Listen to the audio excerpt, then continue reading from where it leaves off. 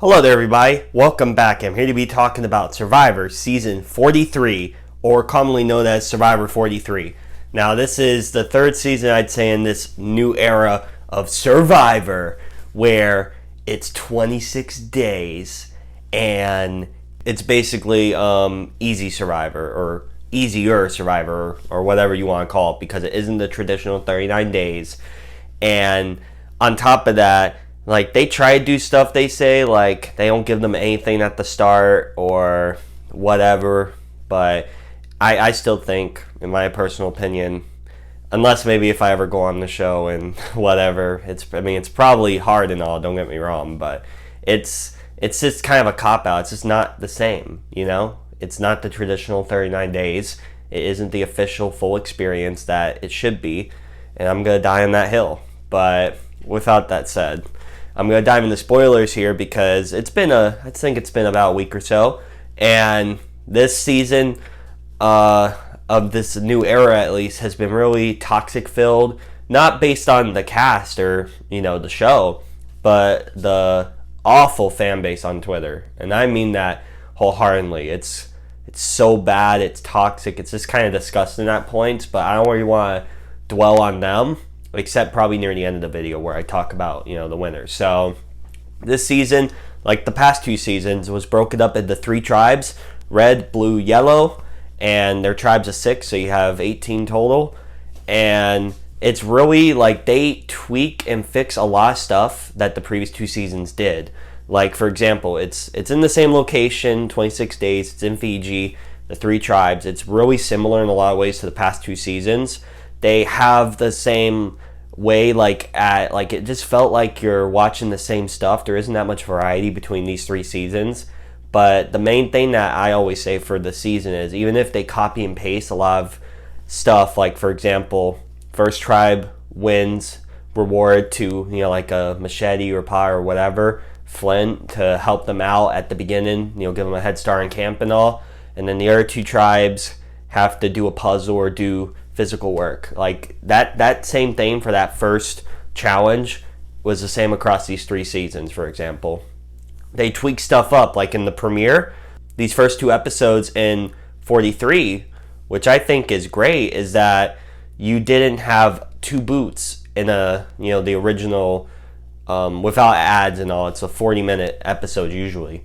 You didn't have that, so you instead, in this season, the first two episodes is over, I think it's like 90 minutes or something. It's like extra time to really sit and flesh out your characters and all. And I really like it because I feel like everyone on this cast I know a good about, like at least something about them, and I think that's great. And it just made it more, I just was more invested in each character, even their early like pre-merge boots. Like, for example, like I'd say with Gio. So Gio, for example, he's one of the people on the cast who's LGBTQ, and that, like, he, when he came out as gay and all, like, there was that whole segment where he, his family kind of disowned him and made him homeless and all, and it was tragic and horrible. But they give so much content for him, and you think he's gonna go far like that, but he's the fifth boot. Like, he goes out pre-merge. So, and for example, with Ellie, she's the boot after, the sixth boot, and she has this all, like, I'd say 6-episode rivalry with Gabler before she gets voted out at that crazy dramatic tribal, which was insane. And I thought that I was really curious because Baka, as a tribe, that yellow tribe with Gabler, Ellie, Janine, Owen, Sammy, Mariah, that whole tribe from beginning to end, that was just a dysfunctional, wild tribe that I loved so much. It was like, that's another thing too, is that all the tribes are great in one way or another. The cast all around was terrific. The tribes, just how they work off each other and all. There's so much to re-talk about this season, but for, like I said, with the Baka tribe, like, I was really wondering, I was theorizing, because I was very curious as we get near the end of the season who was going to win this thing. And when you find out who the winner is, which I'll talk about in a moment, you want to look back and see, how could I have predicted it? Where were the signs? And I guess the rivalry between Gabler and Ellie was so much of the content when we, go to each tribe to see how they're doing and all, as editors do for the audience to watch.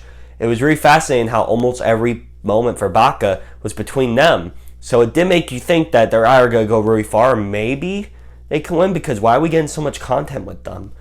But it was really interesting to see if, one of them would win of that tribe, because I could just tell you, just as an audience member, I knew no one from Blue was going to win, the Coco tribe, because that tribe I felt the most under-edited, and you could usually tell they aren't going to under-edit their whole tribe if someone from that tribe's going to win. They're going to find reasons to keep coming back to that tribe. But the Yellow tribe and the Red tribe especially, like both of them got great edits. That's which makes sense, because two members of that Red tribe kind of dominated the merge, being Cody and Jesse.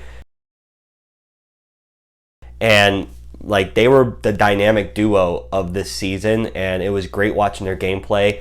Jesse being an all-time god tier player for a lot of reasons, not only co-running the tribe really with Cody in a lot of ways, but also near his end game where he once again joins a bunch of other fallen angels who 100% sweeps the jury, wins every vote, along with when Rick Devens tragically lost at season 38, Final Four, when David got voted out at Final Four for Millennials versus Gen X. There's like so many instances of someone at Final Four going out where they would have won if they made it to Final Three.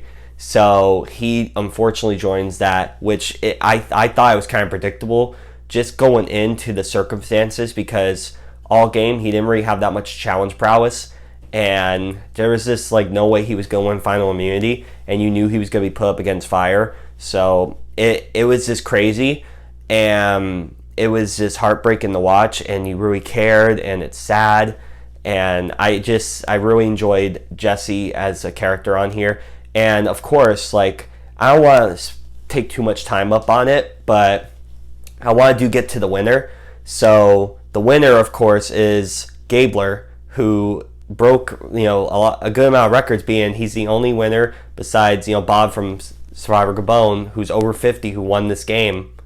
And he's great. Like, I really have a lot of respect for him, I feel like. And this is where a lot of the grossness and disgustingness goes on Survivor Twitter. So he, at the reunion, made history in a way where he said he's donating his entirety winnings, all of his money that he just won, the $1 million at their little after show they do, which, by the way, I want to comment is kind of garbage, and a lot of the cast agree it's garbage. They don't want to do it immediately after. Like, for example, Cassie and Owen, they didn't like it where they just lost, and then seconds later, yeah, we're popping champagnes, we're eating pizza, and it's all groovy and cool, and they're just kind of like, what the fuck? So it's kind of ridiculous to do that to two people who just lost the game.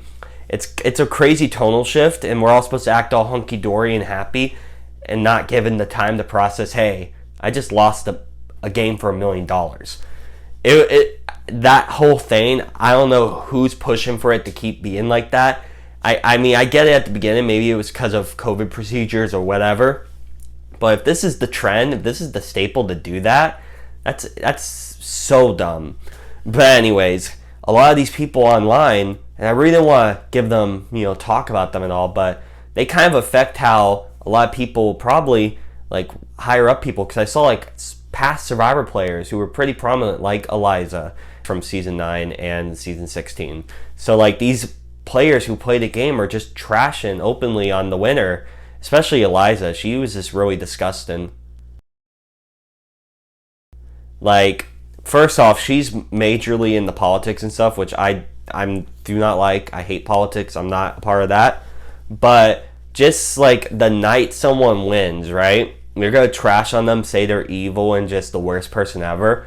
It's really classless. It's lousy to do, and it's just kind of gross. So I just didn't agree with that personally. And you're twisting and putting your own narratives on what you think is really going on, when by all accounts, from even people on the cast that I saw, like I think I saw, like a lot of the tweets were deleted, so I can't really show that as like proof, but I saw Dwight and Jesse were trying to stand up for him, saying you don't know what he's really doing with it. He got lawyer involved, and he's really giving it to veterans in need, which that's the whole point. He's giving this to freaking veterans who fight for us, right, for the country. And she and a lot of these people are saying that's propaganda. He's really giving it to this and that, and like trying to say that he's lying and all. Why would he do that and then get caught? And like that's just so much. Like it's such a harebrained, crazy scheme to think about someone doing, and it was just really gross to see a lot of people just trashing on him, and also the fact that it was really. Now, I love women, right? I love men. I love all types of people. Just don't be a dick and stuff, okay? But it just really showed a lot of people's biases on this Survivor fandom, where they're just trashing on men. They're begging for men to go this season. They say the season's garbage by default because women were getting voted out, a lot of them, in the early merge and stuff, like pre-merge and everything. And they're like, it's such a bad season. They're not paying attention to gameplay. They're not paying attention to strategy. They're not paying attention to what the show's doing. They're just looking at gender, and that's it for them. And it frustrates me, because I really hope that production stuff doesn't look at these people and actually side with them and try to do stuff different because of these annoying people. So it's just really sad to see. And while I get into production, a lot of the stuff that they try to do, like for example, the knowledge is power, guys, I just think that isn't going to work. It's been 3 seasons of you putting that crap in here. It's never worked. It's only backfired hilariously to everyone who's picked it up. Just let it go, guys. It's not happening, right? And then you got the beware advantages, which there's so much twist, idols, advantages, literally giving people idols for free by going on these journeys. Just so much stuff that's so dumb, but they kind of tame it back a little bit from the previous 2 seasons, but it wasn't even there in the first place. They just added it for no reason. So it's still kind of a negative for me on this season, along with the 26 days instead of the 39 days. But some stuff I will say they definitely improved on from the previous 2 seasons was, for one, they got rid of that BS, where this tribe won, and you send someone to an island by themselves, they smash an hourglass, and then that tribe that won automatically loses, even though they won fair and square. It doesn't give one person that option to do that crap. And I think they really listened to backlash on that, because even people on the cast, like I remember Danny from 41, was like, this is BS. So they tried to course correct for 42, but it was too late because everything was already there. So for 43, they just scrapped that. They still had the 2 tribe split, but the odd person out instead got to pick on a tribe, and if they picked correctly, they were safe. So it was much more handled better, and it was just much more easy to digest. Along with they did have a twist, I remember, where if you're the first one to drop at this, I think it was final 7, or final 6, then you had to do or die, where if you pick the wrong rock or something, or a little box stain, then you're out by default, no vote. And like that's gone completely, which I'm glad, because that was so stupid.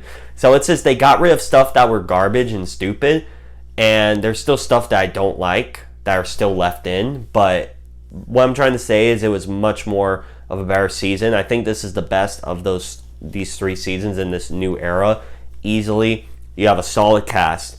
You have stuff taken out that makes the game, like, it just makes it much better with some of this stuff taken out. It does have some of this other stuff, in my opinion, dragging it down, but you had some great challenges come back, like, for example, Last Gasp. That's like an iconic challenge. Like, the challenges throughout were kind of similar to the previous 2, but also there were some new ones thrown in there that made it fun.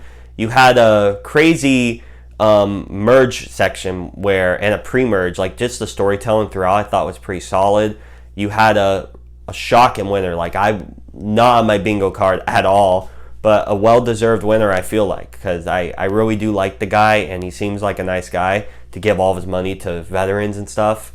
So he did have a crazy edit though, so it was definitely a season that people talked about and were over like whoa about. So I had more interest in Survivor with this season than the past 2, and in my opinion, that's a bonus. So with all that said, those are my thoughts on Survivor season 43. thank you all so much for watching. It means the world to me. And if you want to hit the subscribe button and the bell as well to get notified on when I upload, that would be great. And if you want to comment down below, do you think this season was crap? Did you love it? Please let me know down below, and I will catch you all in the next video. Bye!